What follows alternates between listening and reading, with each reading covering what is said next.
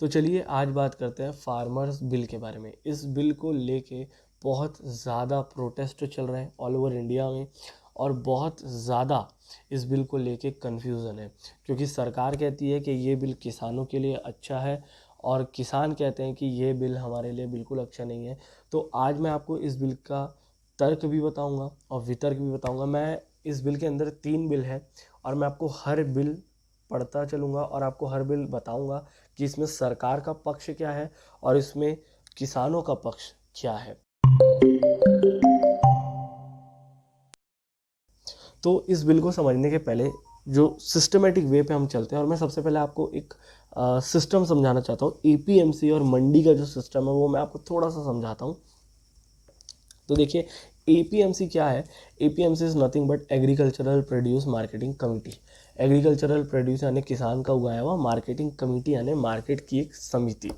तो होता क्या है कि अगर मान लीजिए मैं एक किसान हूँ और मेरे पास समझ लीजिए आलू है, मेरे पास मान लीजिए 100 किलो आलू है और मुझे उसे बेचना है, और मैंने डिसाइड किया है कि मैं मंडी में बेचूंगा। या तो आप ओपन मार्केट में बेचेंगे या फिर आप मंडी में बेचेंगे। मैंने डिसाइड किया कि मैं मंडी में बेचूंगा। तो होता क्या है कि मंडी में जो फसल की होती है, किसानों की जो फसल है उसकी बोली लगती है, और ये जो बोली है ये लगाते हैं बिचौलिया। अब बिचौलिया कौन लोग हैं? बिचौलिया वो लोग हैं जो मंडी में गवर्नमेंट के लाइसेंस्ड लोग होते हैं। तो इनको गवर्नमेंट से लाइसेंस लेना होता है, और आप कह सकते हैं कि वो एक अपनी छोटी सी शॉप टाइप की रखते हैं, और एक मंडी में आपको अराउंड 30-40 बिचौली मिलते हैं। ये डिपेंड करता है साइज़ पे। तो होता है क्या है कि बिचौली, आपके बिचौली कह लीजिए या अर्थियास कह लीजिए, कई स्टेट में इन्हें बिचौलिया कहा जाता है, कई स्टेट में इन्हें अर्थियास कहा जाता है। तो ये जो बिचौलिया है ये आपकी फसल की बोली लगाएंगे, कि जैसे मान लीजिए मेरे पास आलू है, तो उन्होंने कहा कि किसी ने कहा कि मैं 8 रुपये दूंगा पर किलो, किसी ने कहा मैं 5 रुपये दूंगा, किसी ने कहा मैं 7 रुपये दूंगा। तो ऑब्वियसली मेरे ऊपर है कि मैं कहाँ बेचूंगा, और मैं वहीं बेचूंगा जहाँ मुझे अपनी फसल की रेट सबसे ज़्यादा मिलेगी।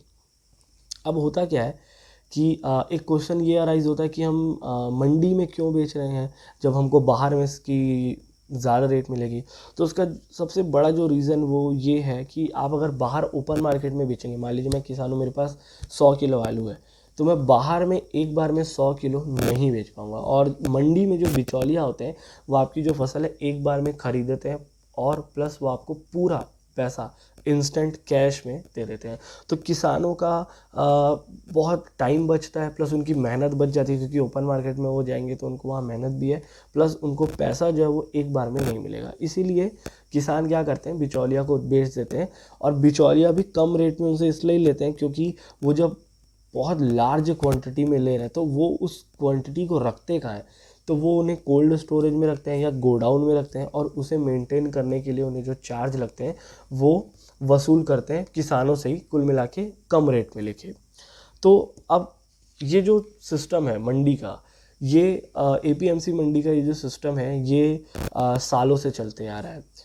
और मैं आपको बता दूं कि हर गवर्नमेंट, ये जो मंडी होती है ये स्टेट गवर्नमेंट ओन्ड होती है। इसमें सिर्फ स्टेट गवर्नमेंट का हाथ हिस्सा होता है, और सेंट्रल गवर्नमेंट का इसमें कोई भी दखल अंदाजी नहीं होती। तो हर स्टेट गवर्नमेंट एपीएमसी मंडी से कमीशन लेती है, और ये जो कमीशन रेट है ये 8.5 से 1.3 2.1 ऐसा फ्लक्चुएट होता है। जो सबसे ज़्यादा है वो है पंजाब में, और मैं आपको सिर्फ पंजाब का एक स्टैट्स बताता हूँ, बहुत इंटरेस्टिंग है इसलिए मैंने इस वीडियो में इसे इंक्लूड किया है। तो पंजाब सरकार को हर साल एपीएमसी मंडी के थ्रू 3600 करोड़ रुपए का फ़ायदा होता था। अगर हम पिछले साल की बात करें तो पंजाब सरकार ने पिछले साल एपीएमसी मंडी के थ्रू जो रेवेन्यू जनरेट किया था वो था 3600 करोड़ रुपए का। जी हाँ। तो क्योंकि उनके कमीशन रेट बहुत ज़्यादा 8.5% उनके कमीशन रेट है, तो पंजाब सरकार का एक बहुत ह्यूज चंक ऑफ जो इनकम है वो एपीएमसी मंडी से आता है कमीशन के बेस पे। और जो नए जो बिल आए हैं फार्मर्स के, जो नए फार्मर्स के जो नए 3 बिल आए हैं, उसका जो फर्स्ट बिल है, अब वहाँ पे चलते हैं। पहला जो बिल है farmers produce trade and commerce promotion and facilitation bill 2020। तो इस बिल में ये चीज़ कही गई है कि अभी तक जो स्टेट गवर्नमेंट एपीएमसी से जो कमीशन लेती थी, इस बिल के बाद गवर्नमेंट इनसे कोई ट्रेड फीस या कोई कमीशन या कोई टैक्स नहीं ले पाएगी।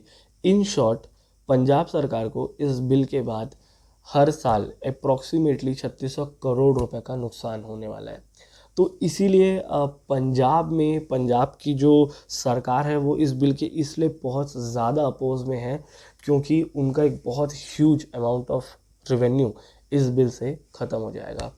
प्लस गवर्नमेंट इस बिल से प्राइवेट मंडीज़ इंट्रोड्यूस करना चाहती है इंडिया में। देखिए अभी होता क्या है कि जो एपीएमसी मंडीज़ होती है वहाँ पे गवर्नमेंट के बिचौलिया होते हैं और वो लेते हैं और वही फिर सर्कुलेट करते हैं मार्केट में प्राइस फसल को। लेकिन इस नए बिल से मोदी सरकार का ये कहना है कि इस नए बिल से फार्मर्स को आज़ादी मिलती है कि वो अपनी जो फसल है वो कहीं भी बेच सकते हैं, वो प्राइवेट मंडीज़ में भी बेच सकते हैं। अब आप ये चीज़ मान के चलिए कि इस नए बिल के बाद जैसे गवर्नमेंट की मंडीज़ होती है वैसी प्राइवेट मंडीज़ भी खुलेगी, जिसमें मार्केट के बड़े बड़े players, for example Reliance fresh या जो भी उस मार्केट में है, वो डायरेक्ट किसान से ले सकते हैं। अब उनको गवर्नमेंट से बीच में बिचौलिया से बीच में डील करने की ज़रूरत नहीं है, वो डायरेक्ट किसान से ख़रीद सकते हैं। तो गवर्नमेंट का जो इसमें तर्क है वो ये कह रही है कि हम जो है वो किसान को आत्मनिर्भर बना रहे हैं, और अब जो है किसान वो इंटर स्टेट भी अपनी फसल को बेच सकते हैं, प्लस वो डायरेक्ट प्राइवेट मंडी में भी बेच सकते हैं और वो ओपन मार्केट में भी बेच सकते हैं। कुल मिला के उन्होंने गवर्नमेंट ने किसानों के लिए बहुत सारे गेट्स खोल दिए हैं कि आप यहाँ भी बेचिए, आप वहाँ भी बेचिए, और आप जहाँ भी हो आप अपने हिसाब से अपने रेट में बेचिए। लेकिन अब यहाँ पे किसानों का जो तर्क है वो ये है कि देखिए सबसे पहले मैं आपको समझाऊं कि ये जो एपीएमसी मंडीज़ होती है सिर्फ यहीं पे आपको एमएसपी मिलता है। अगर आप ओपन मार्केट में जाके बेचेंगे तो वहाँ कोई एमएसपी आपको नहीं मिलेगी।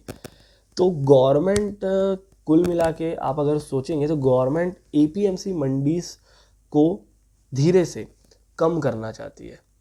अब सरकार ने ये चीज़ बहुत क्लियरली कही है कि एपीएमसी मंडीज़ बंद नहीं होगी, लेकिन जब ये बिल आया और तब इस बिल के बारे में जब बात हुई तो किसानों को जो सबसे पहला जो डर था इस बिल को लेके वो यही था कि अब प्राइवेट मंडीज़ खुल जाएगी, और प्राइवेट मंडीज़ से उनका मतलब ये था कि प्राइवेट मंडीज़ में एमएसपी मिलेगी नहीं और एपीएमसी मंडीज़ बंद हो जाएगी। कुल मिला के मोदी सरकार ये करेगी कि वो किसानों का एमएसपी बंद कर देगी, जबकि गवर्नमेंट ने कई बार ये कहा है कि एपीएमसी मंडीज़ पहले जैसे थी वैसी रहेगी और एपीएमसी मंडीज़ में एमएसपी आज भी मिलेगी। लेकिन किसानों को ये चीज़ कहीं ना कहीं से सिखा दी गई है कि एपीएमसी मंडीज़ ही बंद कर दी जाएगी, और आप कह सकते हैं कि एमएसपी भी उनका ख़त्म हो जाएगा। जबकि गवर्नमेंट ने अभी भी जो उन्होंने ड्राफ्ट दिया था उस ड्राफ्ट में भी ये चीज़ लिखा गया है कि एपीएमसी मंडी भी बंद नहीं होगी, प्लस एमएसपी का सिस्टम भी ख़त्म नहीं होगा इंडिया में। लेकिन किसानों का ये जो डाउट है वो अब इतना ज़्यादा आप कह सकते हैं बढ़ गया है कि वो इस ड्राफ्ट पे भी बिलीव नहीं कर रहे हैं। यही रीज़न है कि किसान चाहते हैं कि वो एमएसपी पे एक पूरा कानून चाहते हैं, एक पूरा लीगल फ्रेमवर्क चाहते हैं। वो चाहते हैं कि एक कानून हो जो सिर्फ एमएसपी के लिए हो। अगर आप किसान प्रोटेस्ट को नोटिस कर रहे हैं या आप देख रहे हैं तो आप ये चीज़ आप समझ गए होंगे अभी तक कि उनकी दो ही डिमांड है। पहली जो उनकी डिमांड है वो ये है कि ये जो तीनों बिल है वो तीनों बिल वापस चाहते हैं, पहला। और दूसरा जो उनका डिमांड है वो ये है कि वो एमएसपी को एक यूनिवर्सल बिल चाहते हैं। वो चाहते हैं कि एमएसपी हमें हर जगह मिले, प्राइवेट मंडी बने तो भी और एपीएमसी मंडी में तो मिलता ही है।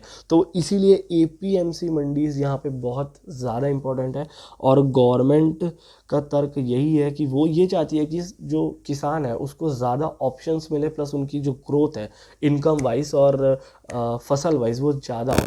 लेकिन किसानों का जो तर्क है वो ये है कि गवर्नमेंट धीरे धीरे एपीएमसी मंडीज़ कम करते जाएगी, क्योंकि प्राइवेट मंडीज़ खुल जाएगी, और प्राइवेट मंडीज़ में जो बिग प्लेयर्स हैं वो उनको फोर्स करेंगे उस रेट में बेचने के लिए जिस रेट में उन्हें चाहिए।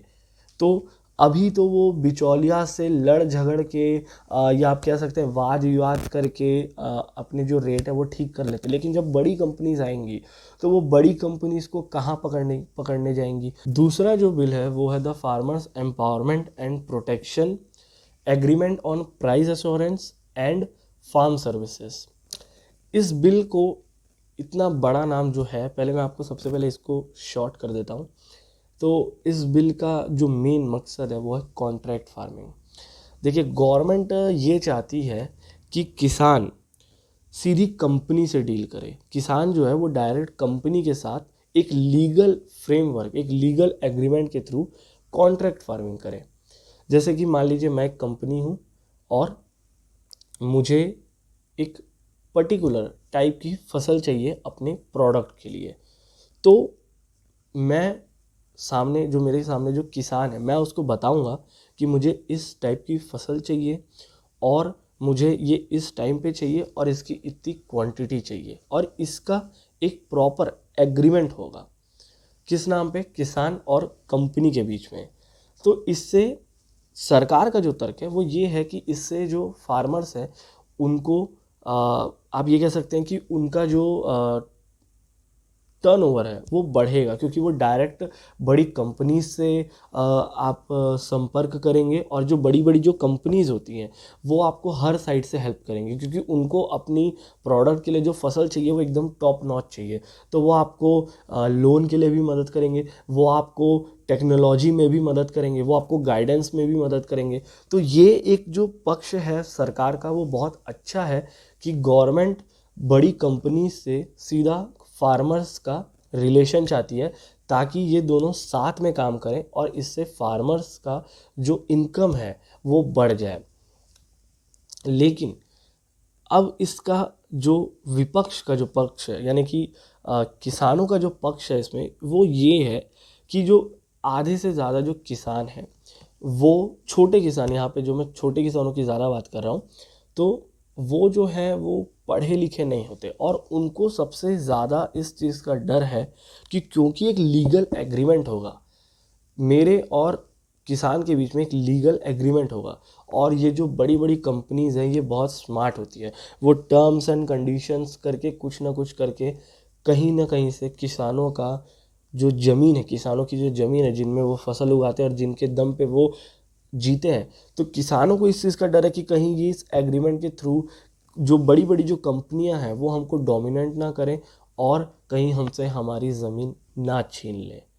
अब गवर्नमेंट का इसके पास भी एक्सप्लेनेशन है। गवर्नमेंट के अगर आप रूल पढ़ेंगे, जैसे मैंने गवर्नमेंट के जो 13 पेज के जो पूरे रूल है मैंने उसको पढ़ा, तो उसमें ये साफ साफ लिखा है कि अगर बीच एग्रीमेंट में अगर कहीं डिस्प्यूट होता है, फार्मर और कंपनी के बीच में अगर कहीं डिस्प्यूट हो जाता है, तो जो लैंड है वो किसान के पास ही रहेगी और कंपनी उसमें कुछ भी क्लेम नहीं कर सकती। इवन उसमें ये भी लिखा गया है कि अगर मान लीजिए कोई कंपनी है और मैं एक कंपनी हूँ और मैंने किसान से कॉन्ट्रैक्ट किया हुआ है, और बीच में मेरे और उसके बीच में डिस्प्यूट हो गया, लेकिन मैंने, क्योंकि मेरा उससे डील था, तो मैंने उसके फील्ड में कुछ मशीन लगवाई, या आप कह सकते हैं कि कुछ एक फार्म हाउस टाइप का बनवाया, ताकि मैं क्वालिटी जो कंट्रोल होता है मैं चेक कर सकूं, या मैंने अपने साइड से कुछ इन्वेस्ट किया ताकि वो जो फसल है वो और अच्छी हो।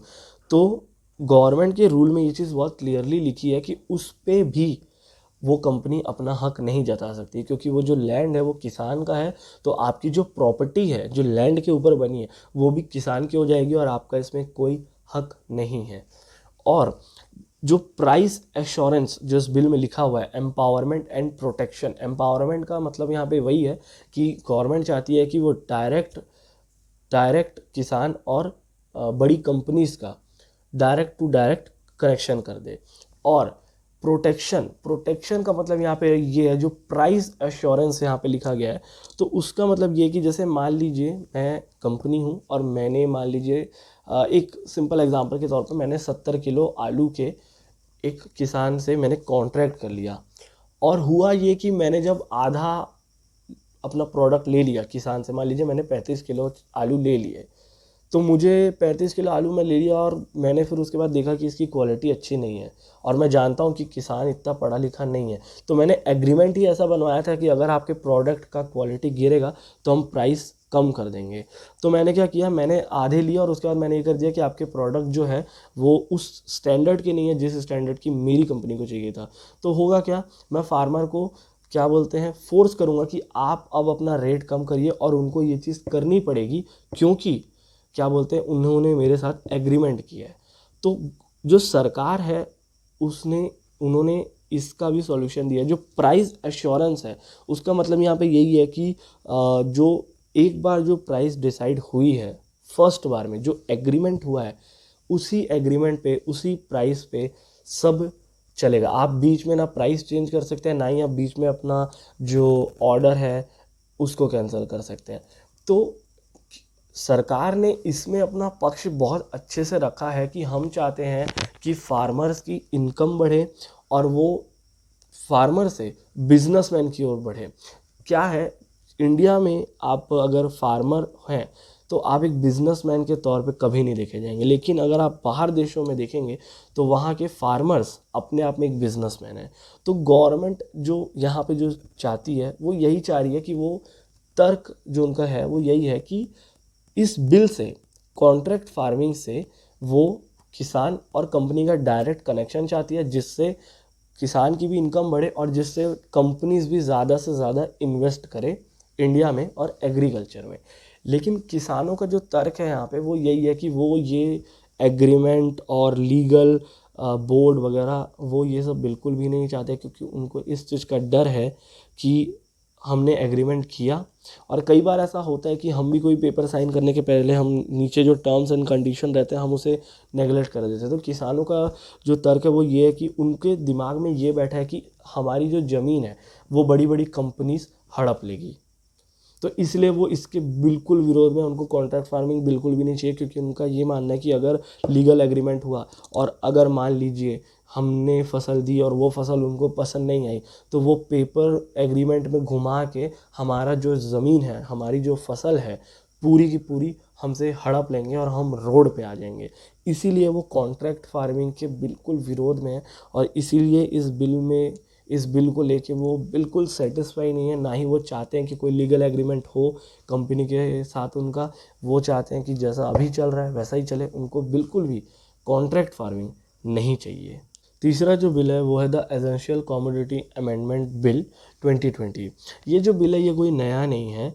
इस बिल में चेंजेस किए गए, अमेंडमेंट यानी कि चेंजेस। तो इस बिल का नाम इसलिए the essential commodity amendment bill रखा गया है। तो मैं आपको सबसे पहले बताता हूँ कि मैं आपको सबसे पहले समझाता हूँ कि द एसेंशियल कमोडिटी बिल होता क्या है। तो देखिए, जब किसी प्रोडक्ट की या जब किसी पर्टिकुलर आइटम की प्राइस बहुत ज़्यादा बढ़ जाती है तो गवर्नमेंट क्या करती है, गवर्नमेंट उस प्रोडक्ट को एसेंशियल कमोडिटी लिस्ट के अंदर ले आती है। जैसे यहाँ पे हम मान के एक एग्जांपल लेके चल रहे हैं, टमाटर। मान लीजिए टमाटर अभी जो है वो 40 रुपये के आसपास चल रहे हैं और ऑल ऑफ अ सडन आप नोटिस कर रहे हैं कि टमाटर की जो रेट है वो 100 रुपीज़ से ज़्यादा हो गई है। तो गवर्नमेंट ऐसे केस में क्या करती है, गवर्नमेंट टमाटर को एसेंशियल कमोडिटी लिस्ट के में ले आती है और गवर्नमेंट ये चीज़ रेगुलरली करते आ रही है। जब भी कोई चीज़ की जो रेट है वो जब बढ़ जाती है तो गवर्नमेंट ये चीज़ करती है। तो यहाँ पे जो हम एग्जांपल लेके चल रहे हैं टमाटर, तो गवर्नमेंट क्या करेगी, गवर्नमेंट टमाटर को एसेंशियल कमोडिटी लिस्ट के अंडर ले आएगी। अब इससे होता क्या है, तो जब कोई आइटम एसेंशियल कमोडिटी लिस्ट के अंदर आ जाता है तो उस आइटम की जो सप्लाई है वो रेगुलेट गवर्नमेंट करती है, प्लस उसकी जो प्राइसिंग है वो भी गवर्नमेंट डिसाइड करती है। तो होता क्या है कि ये जो बिचौलियाज हैं या जो मिडिल मैन्स हैं ये आर्टिफिशियल डिमांड क्रिएट करने के लिए जमाखोरी करते हैं। ये जो है ये फसल को, यहाँ पे जब हम टमाटर की बात करें तो ये टमाटर की जमाखोरी करके उसको रख लेते हैं ताकि एक आर्टिफिशियल डिमांड क्रिएट हो मार्केट में, जिससे उस प्रोडक्ट को यहाँ पे जो टमाटर है उसको वो ज़्यादा रेट में बेच पाए। तो गवर्नमेंट इसीलिए जब गवर्नमेंट टमाटर को एसेंशियल कमोडिटी लिस्ट के अंदर ले आती है तो होता है क्या कि ये जो बिचौलियाज होते हैं या जो ये मिडिल मैन होते हैं इनको गवर्नमेंट जिस रेट में चाहती है उस रेट में बेचना पड़ता है। तो होता क्या है कि जो जमाखोरी होती है वो गवर्नमेंट उनसे ले लेती है और फिर कुछ ही दिनों में या एक आध महीने में ये जो सप्लाई और डिमांड का जो चेन है ये बैलेंस कर दिया जाता है। यही रीज़न है कि हमने कई बार नोटिस किया है, कई साल ऐसा होते आ रहा है कि जो प्याज के जो रेट हैं वो 40 रुपए रहते हैं, 20 रुपए रहते हैं, और ऑल ऑफ अ सडन में वो धीरे धीरे बढ़ते बढ़ते 80-100 रुपए तक पहुंच जाते हैं। तो ये जो बिचौलियाज होते हैं ये क्या करते हैं, वो धीरे धीरे करके जमाखोरी करते हैं और बाद में वो आर्टिफिशियल डिमांड क्रिएट करते हैं और रेट बढ़ा देते हैं। लेकिन वो रेट कम भी इसलिए होता है ताकि, क्योंकि गवर्नमेंट क्या करती है, गवर्नमेंट उसको अपने अंडर ले आती है और बिचौलियाज को फिर उस प्याज को जिन्होंने वो जिनको उन्होंने जमाखोरी करके रखी है तो उसको उनको बेचना पड़ता है गवर्नमेंट रेट पे। अब ये जो था ये हो गया एसेंशियल कमोडिटी बिल। अब इसमें चेंजेस क्या करे गए हैं इस साल, मैं आपको वो बताता हूँ। तो देखिए, दो टाइप के आइटम होते हैं, एक होते हैं नॉन पेरिशेबल और एक होते हैं पेरिशेबल। तो पेरिशेबल आइटम्स में ऑनियन और पोटैटोज आते हैं, और नॉन पेरिशेबल आइटम्स जो है उसमें सीरियल्स, पल्सेस, एडिबल ऑयल और ऑयल सीड्स वगैरह आती है।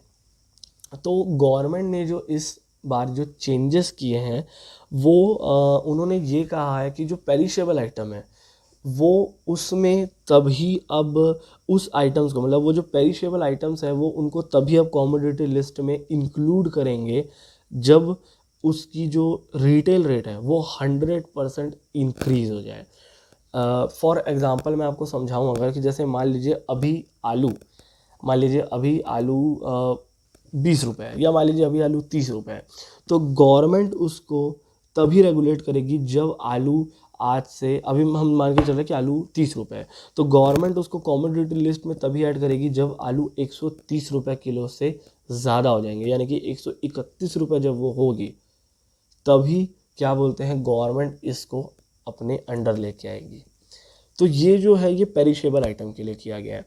अब जो नॉन पेरिशेबल आइटम है इसका जो गवर्नमेंट ने जो फिक्स किया रेशो वो है 50%। रिटेल रेट में अगर 50% का इंक्रीज़ होता है तो फिर उस आइटम को गवर्नमेंट अपने अंडर लेके आएगी। तो जो ऑयल है या सीरियल्स है, राइस वगैरह है, ये इसमें आता है। मान के चलिए कि अभी अगर आप चावल खा रहे हैं तो अभी मान लीजिए 1 किलो जो चावल है अभी वो आपको 50 रुपये पड़ता है।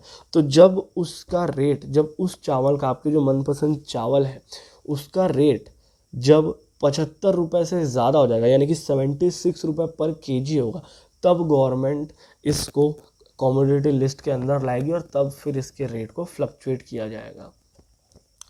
अब इससे किसानों को क्या प्रॉब्लम है और गवर्नमेंट ने इस बिल में चेंजेस क्यों लाए हैं?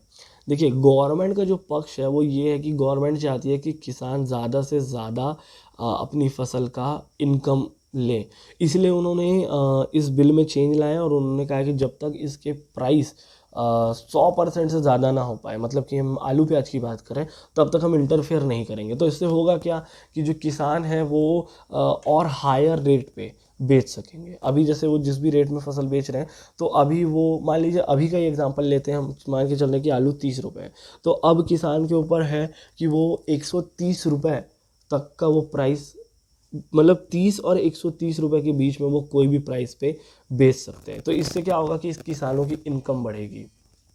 सेम आप पल्सेस और दाल के लिए भी सेम चीज़ है। अगर अभी आप राइस 50 रुपये में ले रहे हैं तो किसानों के पास अब ये चीज़ है कि वो अपनी प्राइसिंग ज़्यादा कर सकेंगे और ज़्यादा प्रॉफिट मार्जिन ले सकेंगे।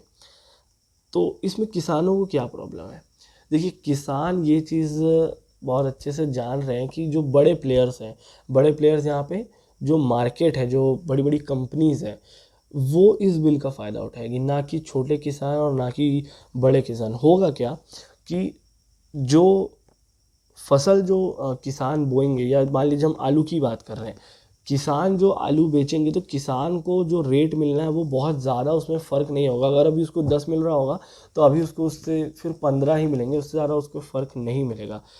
फ़ायदा जिसको होगा वो होगी रिटेल कंपनीज़, जैसे कि रिलायंस फ्रेश वगैरह, ये जो कंपनीज़ है ये जो है ये अपना रेट बढ़ाएंगे और इनके पास अब एक टोटल कंट्रोल होगा कि वो आलू के रेट को 130 रुपये किलो तक कर सकते हैं, क्योंकि 131 होगा तो क्या होगा कि वो उसमें चले जाएगा, तब वो फिर एसेंशियल कमोडिटी लिस्ट में आएगा। लेकिन 130 रुपये किलो तक वो रेट को फ्लक्चुएट कर सकते हैं। और जब किसान अपना रेट बढ़ाएंगे तो ऑब्वियस सी बात है कि जो रिटेल स्टोर्स हैं वो भी, या जो बड़ी बड़ी जो कंपनीज है वो भी अपना रेट बढ़ाएंगी।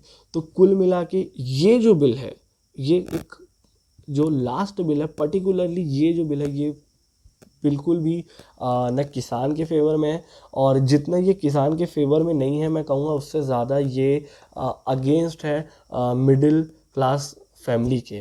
क्योंकि आखिरकार जो एंड ऑफ द डे में जो रिज़ल्ट आना है वो जो है वो आखिरी में हमारी ही जेब पे इसका असर पड़ने वाला है। तो एक ये जो बिल है वो मुझे मुझे कोई ख़ास फ़ायदे नहीं नज़र आए रेदर देन पहले के जो दो बिल हैं। पहले के जो दो बिल हैं उसमें भी गवर्नमेंट का तर्क कई जगह सही है, और कई जगह नो डाउट फार्मर्स का भी आप कह सकते हैं कि उनका तर्क सही है। तो जो फाइनल वर्डिक्ट है इस बिल का वो ये है कि गवर्नमेंट को बहुत सी कन्फ्यूजन्स है जो दूर करनी चाहिए, प्लस गवर्नमेंट को कई सारी अपनी बिल के बारे में, इस बिल के बारे में वापस सोचना चाहिए। क्योंकि किसान अब अड़ गए हैं कि जब तक एमएसपी नहीं मिलेगी, जब तक एमएसपी पे कानून नहीं बनेगा, तब तक वो इस बिल को लेके वापस नहीं होंगे। और उन्होंने पूरा ऑल ओवर इंडिया में कह दिया कि अब ये प्रोटेस्ट जारी रहेगा। तो कहीं ना कहीं गवर्नमेंट को यहाँ पे मुझे लगता है कि झुकना पड़ेगा ही, और कहीं ना कहीं किसान भी सही हैं और गवर्नमेंट का भी अपना तर्क कहीं ना कहीं सही है। सो आई होप आपको ये वीडियो पसंद आया होगा। अगर आपको ये वीडियो अच्छा लगा तो आप इस वीडियो को ज़रूर लाइक कर दीजिएगा, मेरे चैनल को ज़रूर सब्सक्राइब करिएगा। आप अपने पॉइंट ऑफ व्यू ज़रूर बता सकते हैं इस बिल को लेके, क्या आप इस बिल के फेवर में हैं या आप इस बिल के अगेंस्ट में हैं। और मैं बिल्कुल इस बिल को लेके कमेंट में भी एक्टिव रहूँगा, और मैं मिलूँगा आपसे अगले वीडियो में। This is inside info with me Anurag Sharma. Thank you so much guys.